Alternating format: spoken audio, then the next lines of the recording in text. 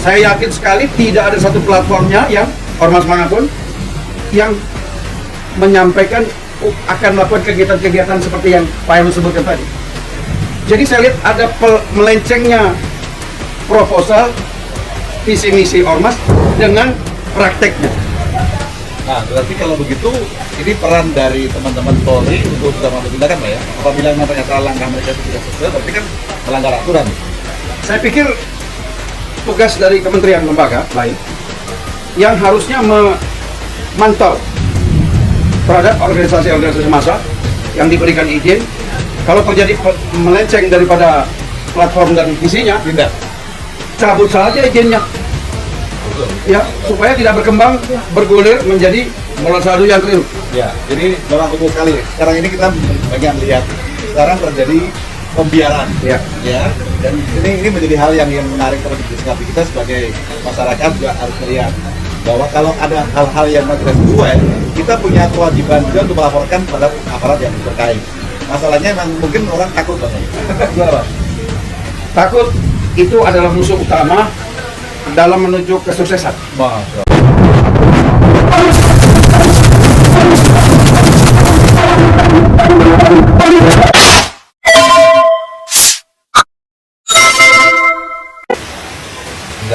Assalamualaikum warahmatullahi wabarakatuh. Waalaikumsalam warahmatullahi wabarakatuh. Kembali berjumpa pada channel Iwoks yang seru ini, di mana kali ini Iwoks Plus ya ngobrol dengan seorang senior polisi ya yang juga sangat akrab dengan Iwoks, di mana beliau ini sangat akrab dengan kita, dan kali ini saya Heru Purwanto bersama Bang Napoleon Bonaparte akan ngobrol terkait dengan situasi yang saat ini sedang viral, yaitu tentang maraknya ormas preman.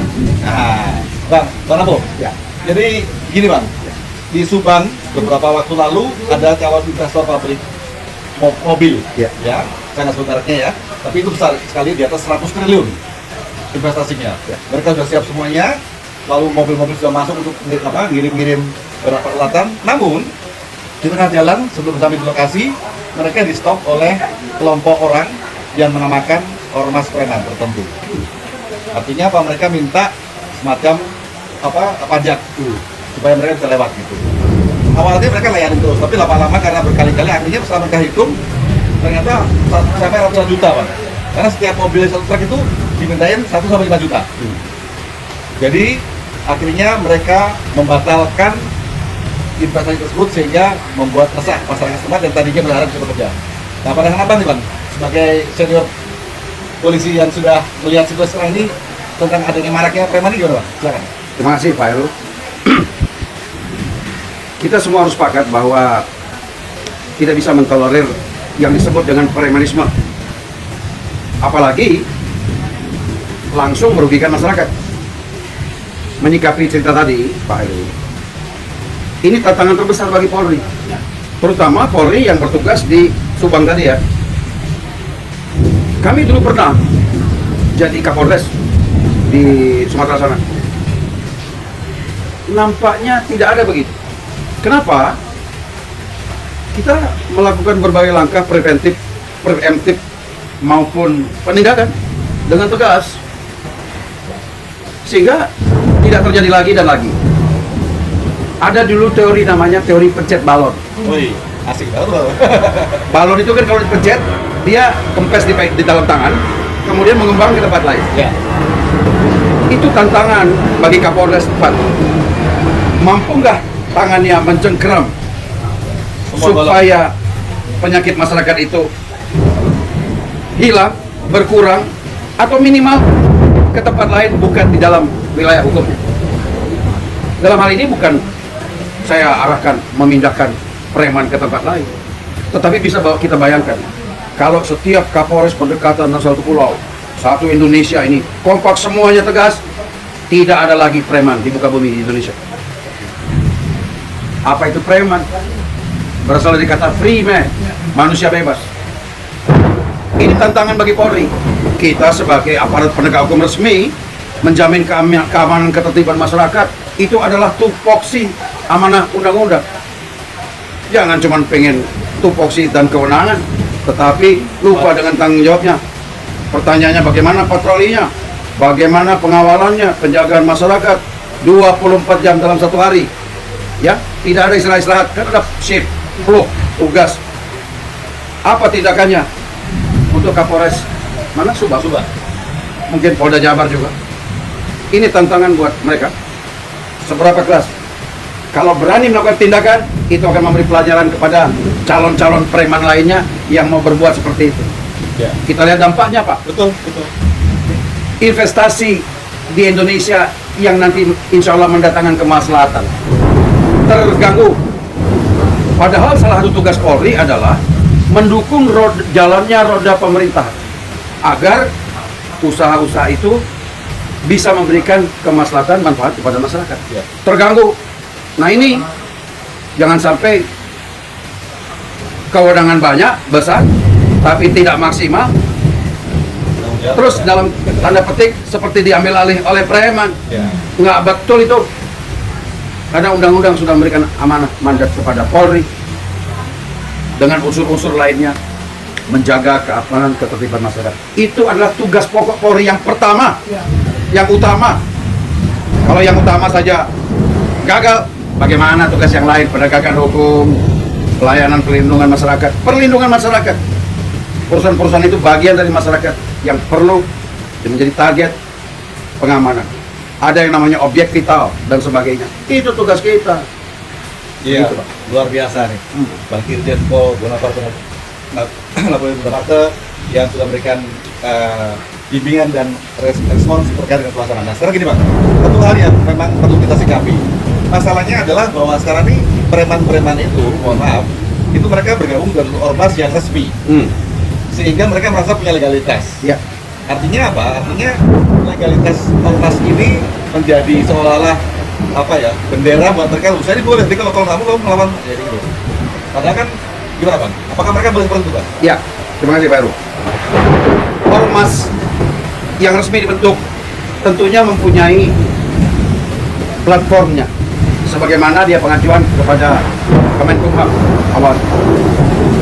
Nah, saya yakin dan percaya proposal ormas platformnya itu adalah salah satunya pasti bagus-bagus saja, mendukung pemerintahan, mendukung keamanan, mendukung ketertiban, pelayanan publik, bencana alam dan sebagainya. Saya yakin sekali tidak ada satu platformnya yang ormas manapun yang menyampaikan akan melakukan kegiatan-kegiatan seperti yang Pak Heru sebutkan tadi. Jadi saya lihat ada melencengnya proposal visi misi ormas dengan prakteknya. Nah, berarti kalau begitu, ini peran dari teman-teman Polri untuk juga mengambil tindakan Pak ya. Apabila ternyata langkah mereka tidak sesuai, berarti kan melanggar aturan. Saya pikir tugas dari kementerian lembaga lain yang harusnya memantau terhadap organisasi-organisasi massa yang diberikan izin, kalau terjadi melenceng daripada platform dan isinya, Tidak. cabut saja izinnya. Betul. Ya, supaya tidak berkembang, bergulir menjadi bola salju yang keliru. Ya, jadi memang betul sekali ya. Sekarang ini kita banyak melihat sekarang terjadi pembiaran. Ya. Ya, dan ini menjadi hal yang menarik untuk disikapi. Kita sebagai masyarakat juga harus melihat bahwa kalau ada hal-hal yang tidak sesuai, kita punya kewajiban juga untuk melaporkan pada aparat yang terkait. Masalahnya memang mungkin orang takut Bang. Gimana Bang? Takut itu adalah musuh utama dalam menuju kesuksesan. Masya Allah. Mau cari rezeki, ada hujan, takut basah. Padahal ada payung. Nah, jadi kalau kita mau maju, harusnya kita kompak semua. Baik pemerintah, aparat, masyarakat, bersama-sama bahu-membahu melawan ketakutan itu. Kita hadapi. Karena diam, karena berpangku tangan, maka mereka subur. Kejahatan selamanya akan selalu merajalela. Bukan karena mereka hebat, no, tapi karena kita, Diam. masyarakat, aparat, berpangku tangan. Jangan takut. Kami senior ini belum tua amat. Siap kok membantu. Masya Allah. Tinggal panggil siap kok. Masya Allah. Gitu. Gitu Heru. Wah, luar biasa ya. Bang Irjen Pol Bonaparte ini memang terkenal dengan tugas ya, dan dari dulu memang kita akrab ya, karena beliau tahu bahwa Freewatch ini adalah alumni UI yang memonitor situs negara, dan kita memberikan masukan bukan menjelek-jelekan. Ya. Ya, kita memberikan masukan agar, ayo ada yang belum sesuai, mari kita sesuaikan dengan kami dengan usulan. Kami menjunjung slogan kami yaitu Veritas, Probitas, Justitia. Kebenaran, keadilan, dan kejujuran. Demikian, Bang, ada closing statement belum? Kembali kepada adik-adikku yang masih bertugas di Polri, yakinilah amanah undang-undang diberikan kepada kita untuk kita jaga baik-baik. Banyak mata memandang sampai sejauh mana konsistensi kita dalam mengemban amanah tersebut. Saya paham tidak bahwa banyak kendala di luar, mungkin ada yang tidak setuju dan melumpuhkan adik-adikku di lapangan. Tetapi amanah tadi mewajibkan kita untuk berbuat. Kalau tidak, ya begini, jangan sampai sudah viral, sudah rame, terus Anda dicopot gara-gara begitu. Lakukan yang terbaik. Resiko itu sudah menjadi bagian dalam hidup kita sebagai anggota Polri. Kalau ada yang penakut, yang takut resiko, nggak usah jadi polisi. Ya. Maju terus. Bismillah, saya bersama Anda semua. Masya Allah. Terima kasih, Bang. Dan terima kasih juga pemirsa semuanya. Kita lihat closing statement yang bagus sekali dari Bang Napoleon Bonaparte. Terima kasih, Bang. Assalamualaikum warahmatullahi wabarakatuh. Waalaikumsalam warahmatullahi wabarakatuh.